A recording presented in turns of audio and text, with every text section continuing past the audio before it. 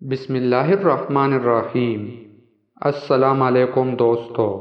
ایک جلیل القدر صحابی سیدنا عرباض بن ساریہ رضی اللہ عنہ فرماتے ہیں کہ ایک روز نبی کریم صلی اللہ علیہ وآلہ وسلم نے ہم لوگوں کو ایسا رکعت امیز وعظ فرمایا کہ جس سے دل دہل گئے اور ہماری آنکھوں سے آنسوؤں کی جھڑیاں لگ گئی۔ ہم نے عرض کیا، اے اللہ کے نبی صلی اللہ علیہ وآلہ وسلم، گویا یہ تو آپ کا رخصت کرنے والا وعظ ہے، لہٰذا براہ کرم ہمیں کچھ وصیت فرما دیجیے۔